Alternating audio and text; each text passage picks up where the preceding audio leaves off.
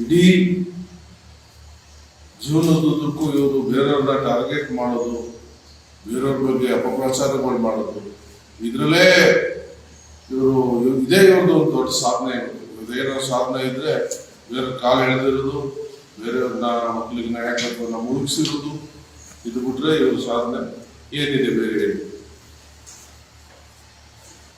Strike ಮಾಡೋದು, ಮುಷ್ಕರ ಮಾಡೋದು, ಇನ್ನೊಂದು ಯಾವಾಗ ಯಾರಿಗಾದ್ರೂ ಅನ್ಯಾಯ ಆದಾಗ, ಯಾರಿಗಾದ್ರೂ ತೊಂದರೆ ಆದಾಗ ಮಾಡುವಂಥದ್ದು. ಇವ್ರು ಏನ್ ಸಾಧನೆ ಮಾಡಿದ್ದಾರೆ ಅಂತ ಇವತ್ತು ಯಾವ ಪುರುಷಾರ್ಥಕ್ಕೆ ಇವತ್ತು ಇವ್ರು ಸ್ಟ್ರೈಕ್? ಇವ್ರ ಮನೆ ಹೆಣ್ಮಕ್ಳು ಬರೆಯೋದಿಲ್ಲ, ರೋಡೆಲ್ಲ ರಜಾಗಿದ್ರು, ಇವತ್ತು ಸ್ಟ್ರೈಕ್ ಮಾಡಕ್ ಹೋಗ್ತಿದ್ದ. ಏನ್ ಮಾಡ್ತಿದ್ರು? ಸ್ವಲ್ಪ ನಾವು ಘನತೆ ಗೌರವ ಇಟ್ಕೊಂಡು ಬದುಕಬೇಕು.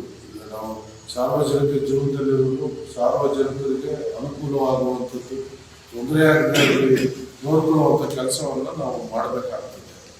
ಆದ್ರೆ ಇವ್ರು ಮಾಡ್ತಾ ಇರೋದೇನು ಎಲ್ಲ ಸ್ವಂತಕ್ಕೆ ಏನ್ ಬೇಕು ಅದನ್ನ ಮಾತ್ರ ಇವತ್ತು ಮಾಡ್ತಿದ್ದಾರೆ.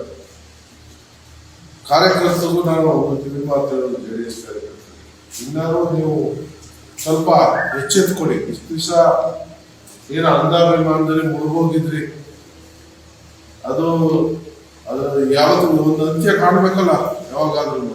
ಆದ್ರೆ ಇಂಥ ಪರಿಸ್ಥಿತಿ ನೀವು ಹೋಗಿ ರೋಡಲ್ಲಿ ಸ್ಟ್ರೈಕ್ ಮಾಡ್ತೀವಿ ಅಂತಿಲ್ಲ, ಯಾವ ನೈತಿಕತೆ ಇದೆ ಅನ್ನೋದನ್ನ ನೀವು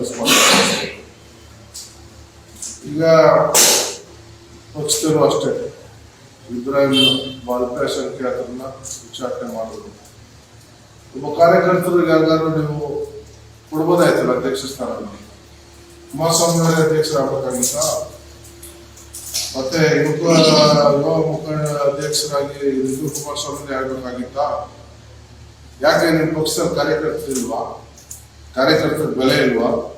ಕಾರ್ಯಕರ್ತರಿಗೆ ದಕ್ಷತೆ ಇಲ್ವಾ? ಅಥವಾ ಅವ್ರ ಯೋಗ್ಯತೆ ಇಲ್ವಾ ಪಕ್ಷವನ್ನ ಮುನ್ನಡೆಸುವಂಥದ್ದು? ಇದಕ್ಕೆಲ್ಲ ಫಸ್ಟ್ ನೀವು ಉತ್ತರ ಕೊಡಿ, ಆಮೇಲೆ ನಿಮ್ಮ ಸ್ಟ್ರೈಕು ಇನ್ನೊಂದು. ಪಾಪ ರಾಜಾಗೋದು ಪಾಪ ಬಹಳಷ್ಟು ಅಧಿಕಾರಿಗಳು ಇರ್ಬೋದು, ಮುಖಂಡರು ಮನೆ ಹೆಣ್ಮಕ್ಳುಗಳು ಇರ್ಬೋದು. ಅದಕ್ಕೆಲ್ಲ ಏನ್ ಬೆಲೆ ಕಟ್ಟಕ್ಕಾಗತ್ತಾ? ನೀವು ಅವ್ರ ಮರ್ಯಾದೆ ತಂದು ಕೊಡಕ್ಕಾಗತ್ತಾ ವಾಪಸ್ಸು ನಿಮ್ಮ ಕೈಯಲ್ಲಿ? ಫಸ್ಟ್ ಅದ್ರ ಬಗ್ಗೆ ಮಾತಾಡಿ. ನಿಮಗೆ ಘನತೆ ಗೌರವ ಇದ್ರೆ ಹೋಗಿ ಅವ್ರ ಮನೆಯಲ್ಲಿ ಕ್ಷಮೆಗಳನ್ನ ಕೇಳಿ, ವಿಚಾರ ದೊಡ್ಡದಾಗ್ದಂಗೆ ನೋಡ್ಕೊಳ್ಳಿ. ಅದು ಬಿಟ್ಬಿಟ್ಟು ರೋಡ್ ಸ್ಟ್ರೈಕ್ ಮಾಡ್ತೀವಿ, ಸರ್ಕಾರಕ್ಕೆ ಏನು ಸಂಬಂಧ? ಸರ್ಕಾರ ಹೋಗಿ ಏನೋ ಕಟ್ಟಾಟ್ ಮಾಡಿದ್ವಿ.